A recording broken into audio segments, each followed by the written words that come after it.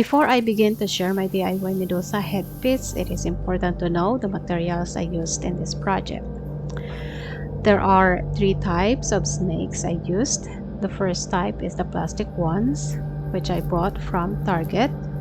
And since it's made of hard plastic, it's good to put as the foundation of the entire headpiece. I also used vinyl snakes. These types measure 20 inches long and they are not so hard but also not soft and not bendable. I also used the rubbery snakes, the smallest ones. Since they're made of rubber, they are soft and measure only 5 to 6 inches. I used the rubbery snakes to fill the gap in the headband. And to stick them all together, I used these plastic chains.